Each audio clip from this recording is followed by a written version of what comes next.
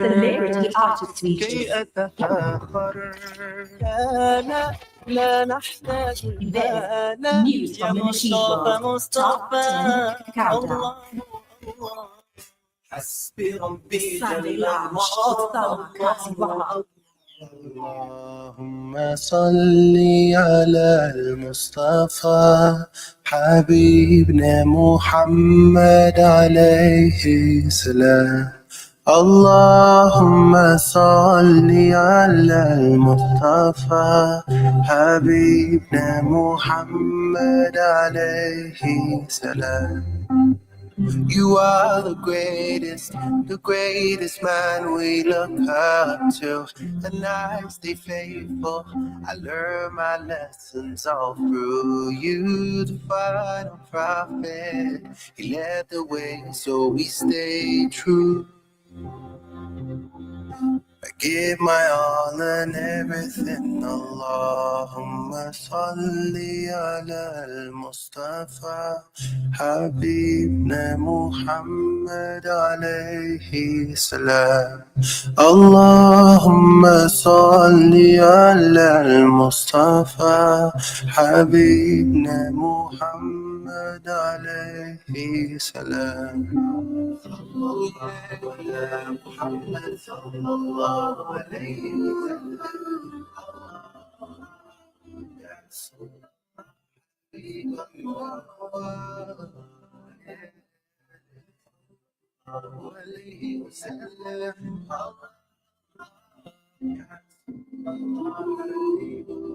Allahumma salli ala المصطفى حبيبنا محمد عليه السلام.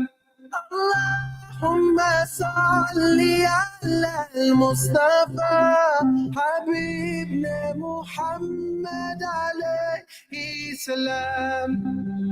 He was respected, the most trustworthy of us all.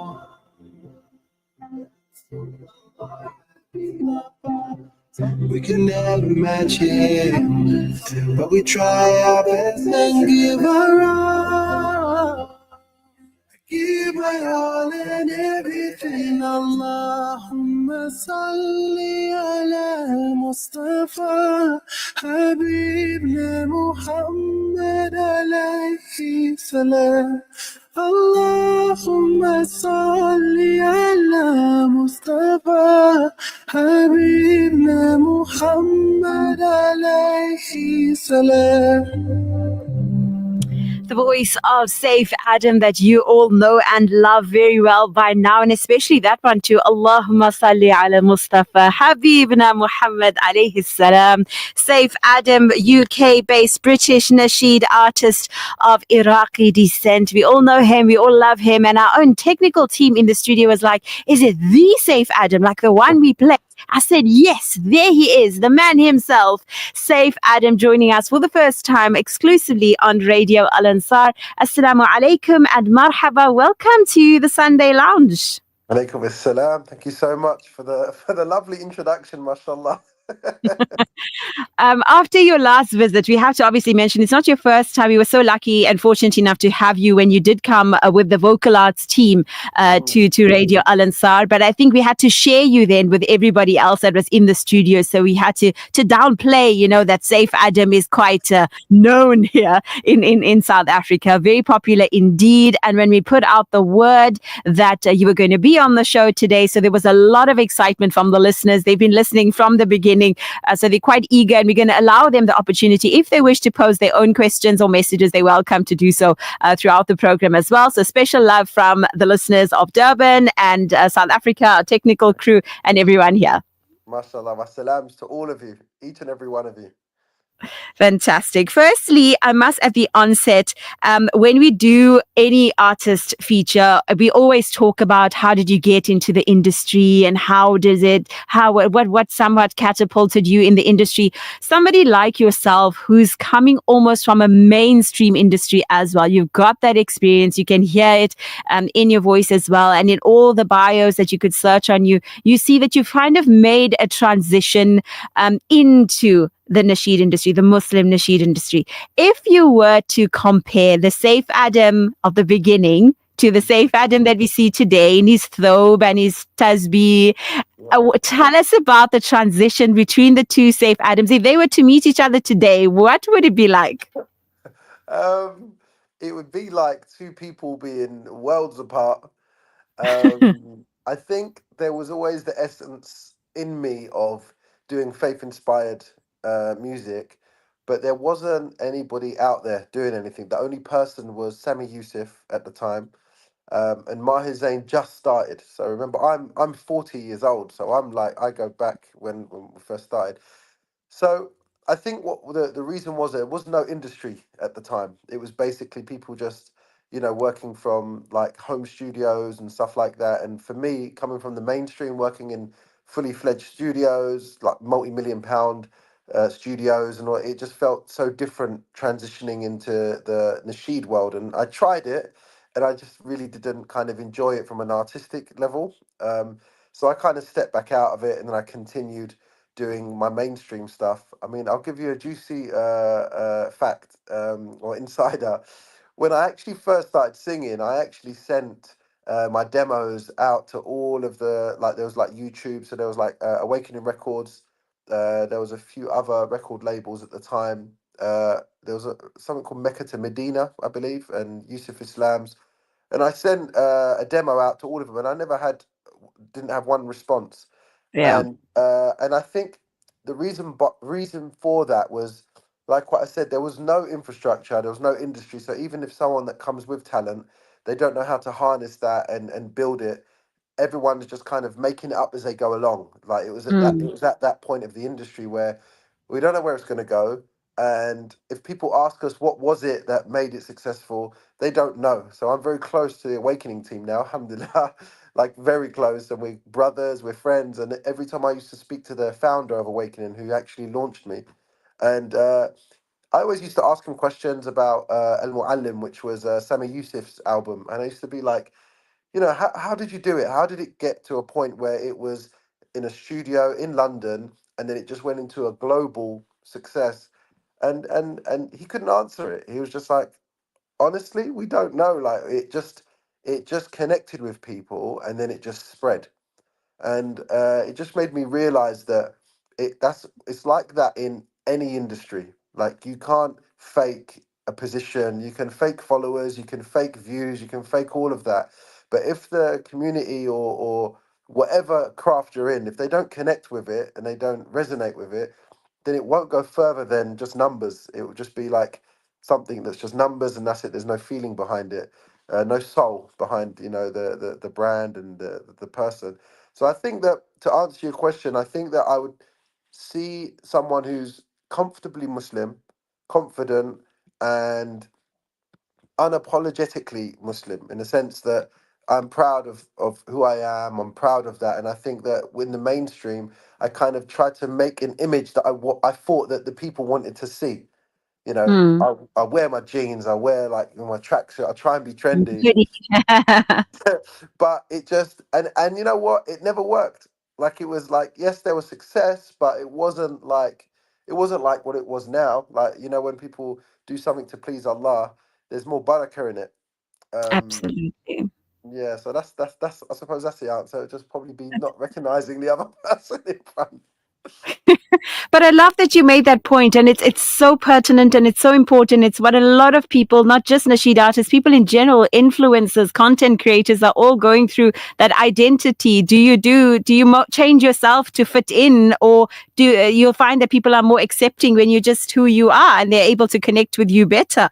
But something that really connected myself as somebody who's in the nasheed space also is when you put out something on your social media some time ago and it got all of our hearts stopping, and you put up a series of posts on your page about retrospecting, thinking back on your role in the industry and you wanting to leave, and you reached almost like somewhat of a block, if you could call it that. You weren't wanting to create anything, and maybe you weren't inspired, whatever it was.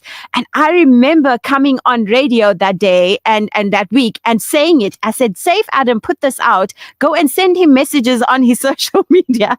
And I Yeah. still went into your inbox and said, no, you can't do this. But and very quickly you had to retract that and you came back on and said, okay, I take it back. And you must have been inundated with messages. Tell us where that came from. What state of mind were you in? What was going on? And tell us about that moment in your life. So I think that kind of leads on to my connection with followers, connection with my nasheeds. Like it's like an honest. The only thing that got me to where I was today was being honest with people, right? It was never like trying to fake a scenario or have a picture with a sheikh that's like pretending that we're friends. And I'm going to tell you the truth, sister. Okay, I'll always just, I'm not going to sugarcoat it. Okay, go for it. And so like with me the intention is pure, right? And I think that comes with age as well. As you get older you start realizing the why we're on this earth and the value that we can bring, or if we are bringing any value. And I was a bit worried for the industry. I'll tell you why.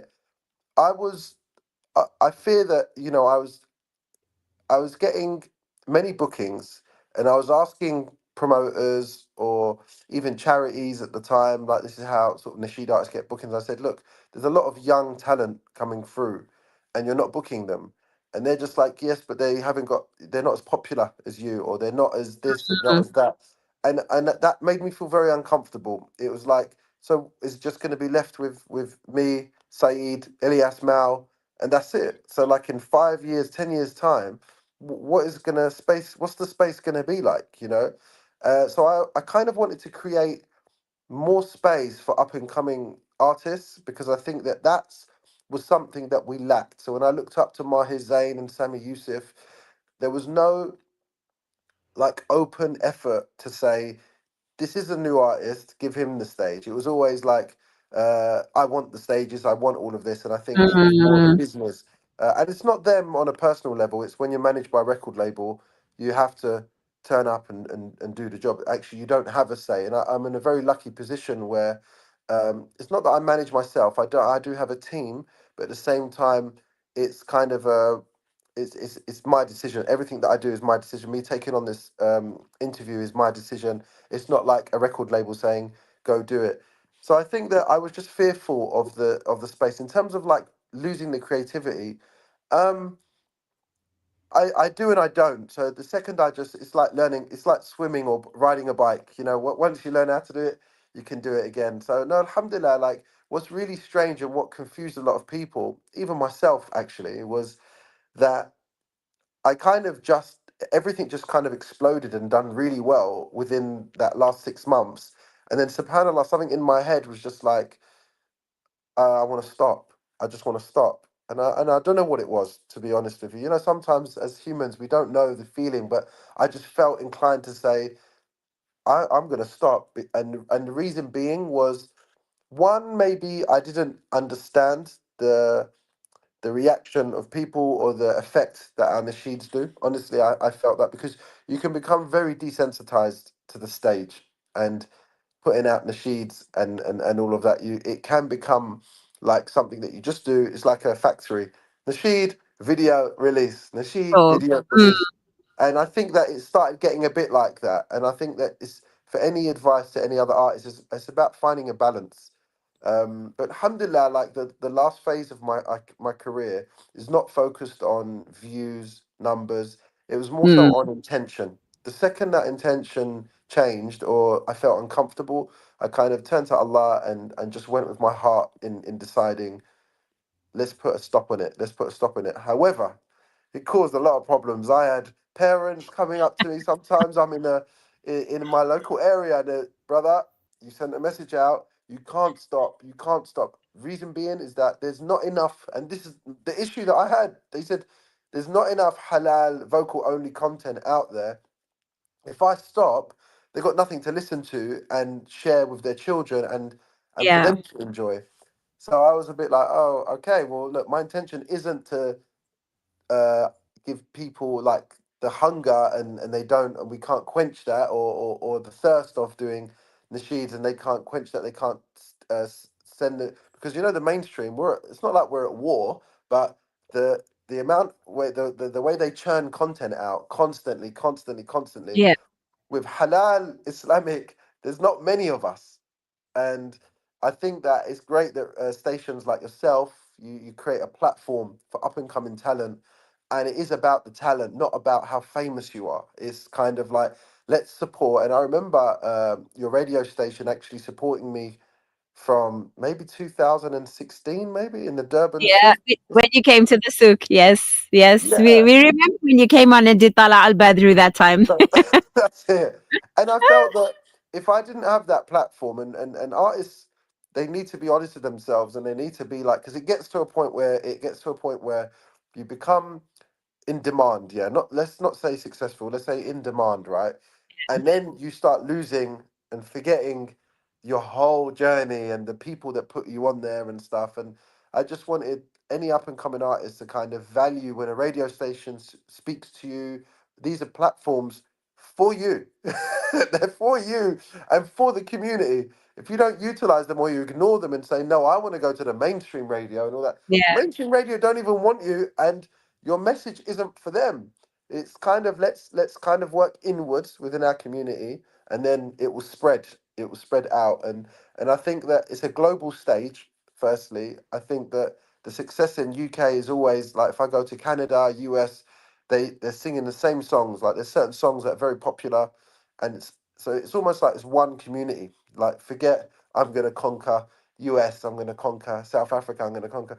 I think when you lose that and you just think, let's put out good content with a pure intention, I think it comes across, because I think people are not silly anymore. Like, they get it. Like, we've got all this social media. You can see me when I'm having a bad day. You can see me when I'm feeling rough. You can see everything. So yeah, for everyone listening, we have to respect them and be like, look, they can tell if someone is just all about talk and he's not living that life. Me wearing a thobe actually helps me become a better Muslim in a real. It just gives me that identity. Growing my beard, it's kind of a form of like hijab for myself, because it keeps me on. I think it reminds myself every time I'm getting ready for something that's beneficial for my akhirah and stuff. I'm not trying to say that I'm the most religious guy and I'm always going subhanallah, something like that, but but there's a balance, and I feel like I found it. Allah knows, but yeah, alhamdulillah. Like, I don't think I'm looking to quit anytime soon. I didn't realize the impact, and I just thought it was, hey, we put in a lot of work in these videos. It costs a lot of money that you don't know if ever you're going to get it back. It's just throwing money at something that you're passionate, and it always starts as a hobby, and it kind of slowly turned into a business. And I think that me being so connected to my followers, and even like inquiries and things like that. So I kind of took a step back from that, restructured. I've got a manager that deals with a lot of the income of all of the emails and all of that stuff, deals with all of the sponsorship deals and all that.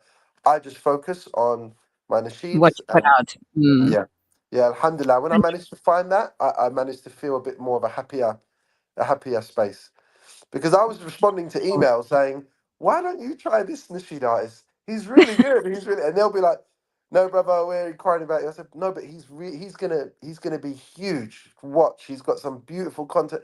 They're not interested, and then that's what made me kind of think, and maybe I shouldn't be so connected to that interaction. So yeah, let's try. For sure, whatever works to keep your creative space clear and productive, of course, so long as the inspiration remains there. I want to touch on your nasheeds, your actual work that the South Africans appreciate. Like you mentioned, you didn't realize quite the impact that it has. And a lot of songs, when you came during the Vocal Arts Festival as well, people said, when I hear his song Holy, it connects with me. When I hear his song Rabbi, Rabbana, it connects with me. And people had like a strong connection to the words. I know when you put out the song most recently with Said and Alhamdulillah, and everybody in this room would just close their eyes and they appreciated the words because it could resonate with you on some sort of. For me, it's all for you. That one just gets me going any time of day. So can we very quickly run through some of perhaps your favorites? If you were to do a top 5 for yourself, Mhm. which ones would it be and why? Okay, so my top five are usually the ones that are not the most popular. I'll tell you why. It's like All You Ask of Me is probably one of my best written nasheeds ever for myself, I feel.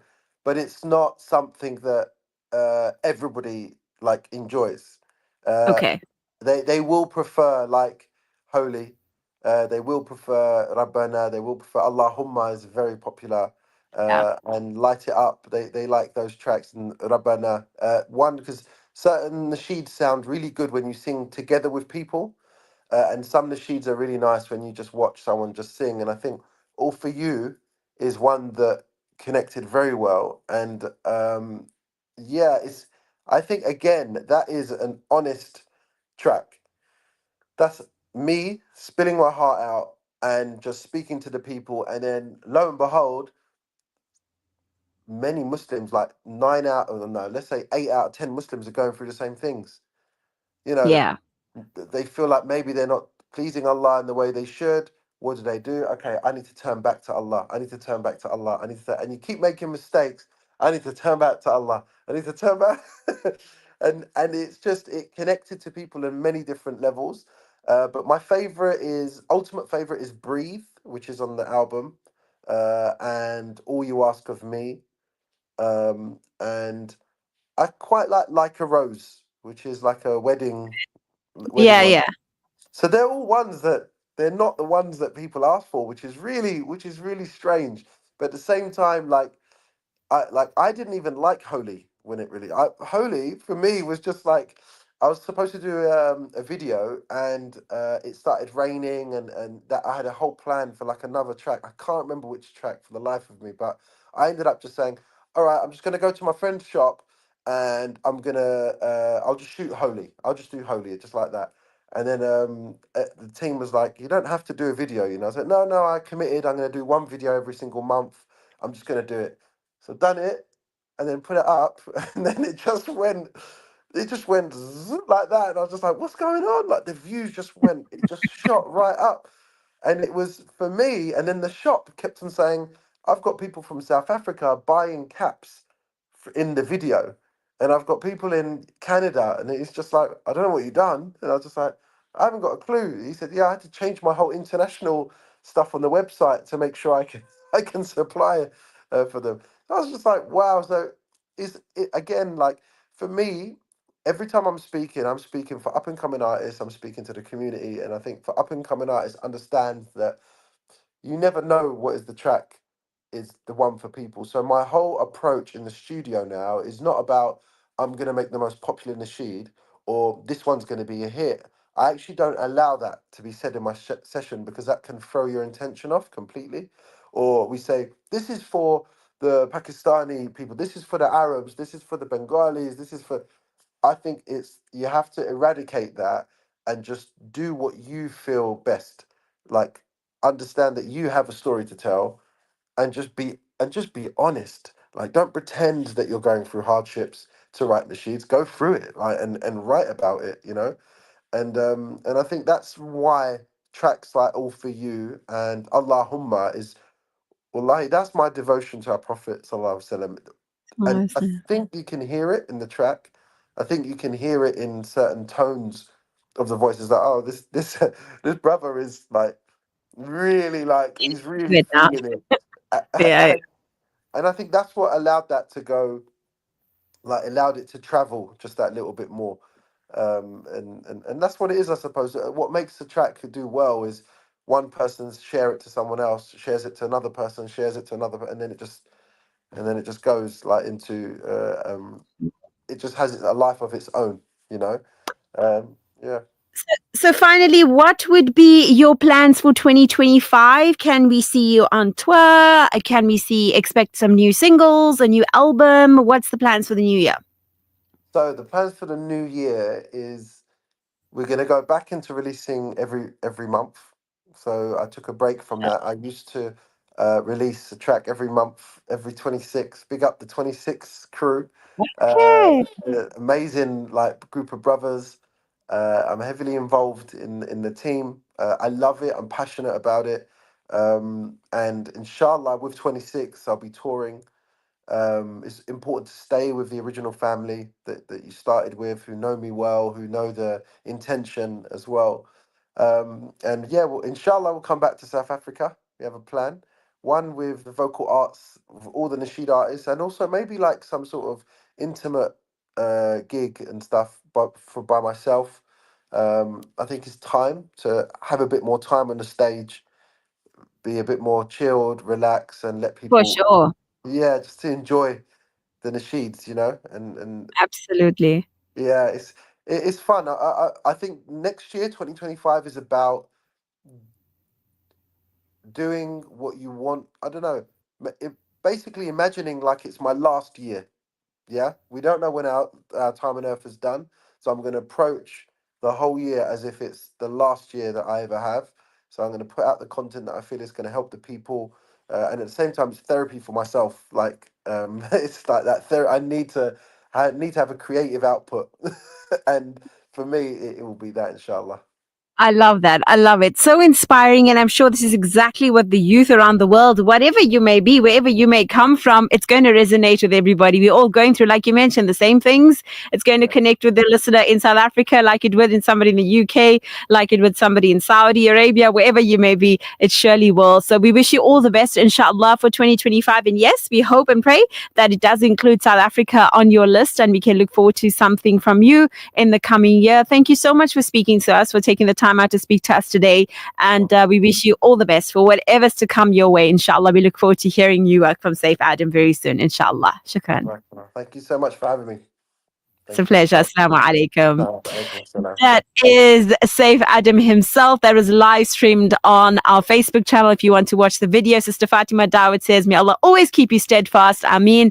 Whatever you do, solely for the pleasure of Allah. So thank you to our Facebook viewers as well. If you want to go back and watch the entire interview, you can do that. It is Saif Adam, all the way from the UK, taking his time out to speak to us today. And I give you the one and only, all for you, with 976,000 views on YouTube, almost a million, released a year ago. This is All For You by the man himself. I turned away when you're beside me. I swallow my pride.